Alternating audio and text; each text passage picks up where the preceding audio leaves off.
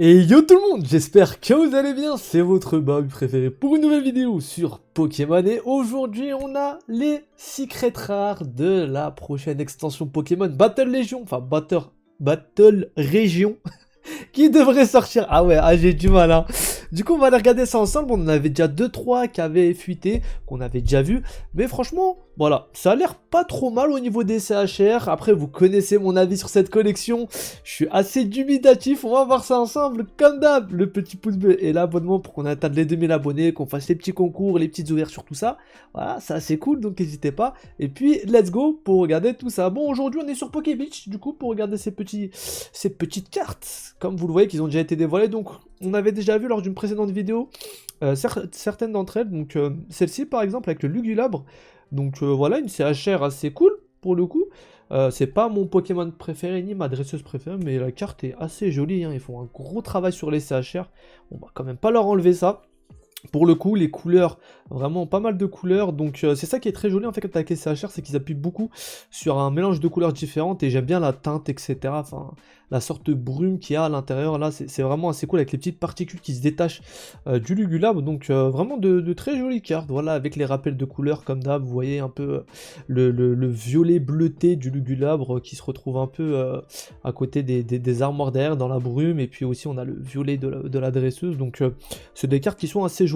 On a le contour métallique du coup qui est propre au CHR en japonais, parce qu'en français on a malheureusement des contours jaunes pour le coup, et on va maintenant regarder les autres. Bon, celles-ci c'est les trois qu'on avait déjà vu, on va pas repasser dessus, hein. Je vous mettrai sur le bouton i si vous avez envie de voir. Voilà, c'est des cartes qui sont assez cool, mais on va regarder du coup les nouvelles. Donc là, on a tout simplement un petit Roserade, voilà, franchement, jolie la carte, pas mal, comme d'hab, hein. C'est des CHR, ça veut dire que lors des précédentes ouvertures sur VMAX Climax, on avait eu à peu près 4 CHR par display. Voilà. Donc honnêtement, pour des cartes qui sont un peu semblables à des VMAX, voilà, ouais, c'est un peu semblable à des VMAX, bah je trouve que c'est très bien. Voilà, c'est des cartes qui sont franchement jolies, il y a beaucoup plus de travail que sur des VMAX, et pour le coup, ça, dans un classeur rempli de CHR, bah ça envoie quand même pas mal, hein, pour le coup, hein.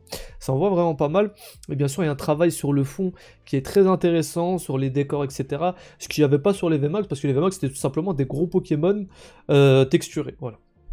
Donc, on va continuer sur une petite Grayena, voilà, c'est sympa la petite Grayena, voilà, qui est en train de manger des croquettes avec un petit gâteau dans la même forme que sa tête. Donc voilà, petit assez sympa. Après, bon, Grayena, c'est pas un Pokémon que j'affectionne particulièrement, après c'est plutôt cool, version Ruby, le dresseur est un peu osef pour moi, mais la carte reste très jolie comme d'habitude, voilà. On a maintenant une carte avec un style assez spécial, donc un moine avec un Hoot. Si je me trompe pas, c'est les moines de la tour Chétiflore, je pense. Les moines de la tour Chétiflore dans la version du coup or et argent. Donc voilà, c'est assez cool à ce niveau-là. Petit art un peu particulier, hein. On a tout simplement une disposition au niveau de la carte, un décor et puis une patte graphique qui est différente des autres. On avait à peu près la même chose sur d'autres cartes lors de la sortie de VMAX Climax, par exemple avec le Krixik, qui était avec un style un peu particulier. Donc voilà, ok, petite carte sympa. Alors c'est pas le genre de carte que j'affectionne, mais c'est un style, je sais, qui plaira à pas mal de personnes.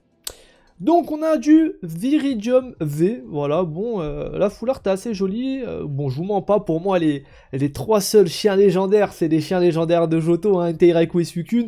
Bon voilà, Viridium, etc., Terrakium, c'est un peu les imitations de Wish, pour moi, des trois chiens légendaires, hein, je suis obligé de le dire quand même, mais bon, ça reste assez sympa. On a un petit Staros full art également, donc faut savoir qu'on retrouve en fait les cartes V en V full art et en V alternate aussi. Donc même les dresseurs c'est pareil, les dresseurs qu'on a en carte classique dresseur, elles reviennent tout simplement en full art. Et j'avais vu juste sur les dresseurs que j'avais énoncé auparavant.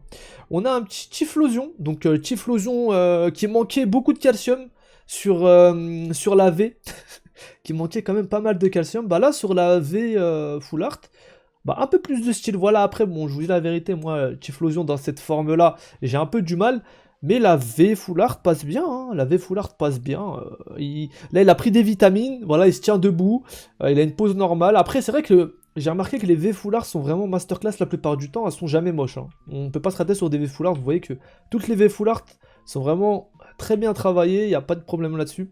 C'est assez dur de faire des V Full qui sont moches, tout simplement. Là, on va avoir tout simplement le petit starter de la 7ème gène ou de la 8G, je sais plus trop. En tout cas, dans sa forme 10 oui.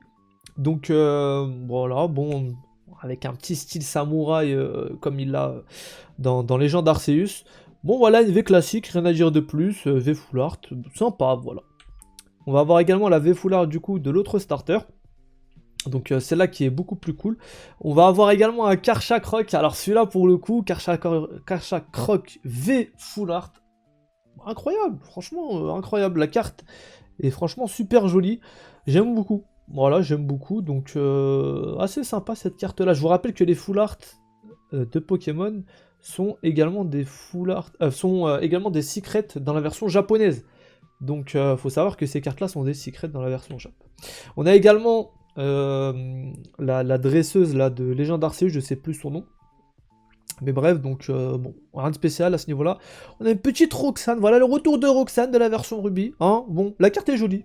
Franchement, la carte est jolie, mais de toute façon, les dresseurs de manière générale sont vraiment cool. J'ai remarqué qu'il y a plus de travail, j'ai l'impression, sur les cartes dresseurs féminins que masculins. Hein, j'ai vraiment l'impression que les cartes dresseurs féminins sont beaucoup plus stylées, genre au niveau des couleurs du décor et tout.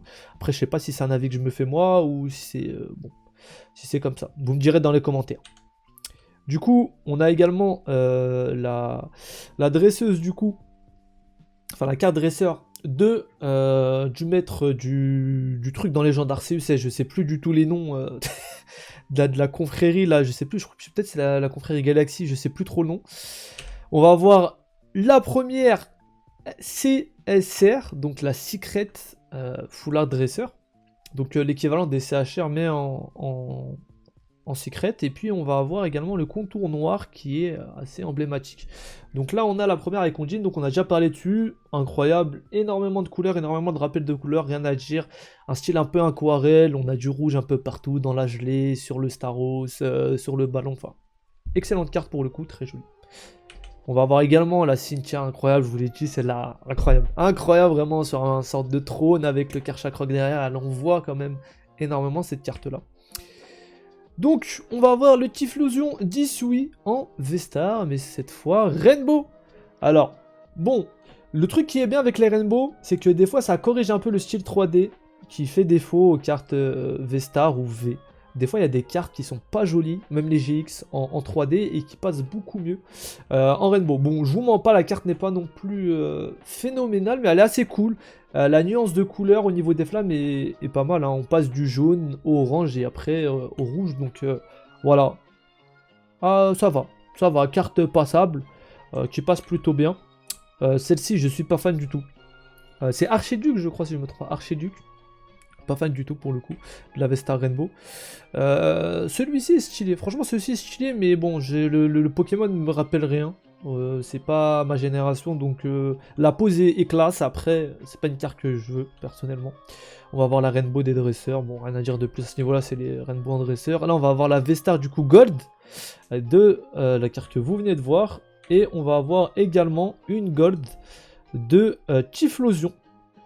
On va avoir également une Gold de Typhlosion normalement.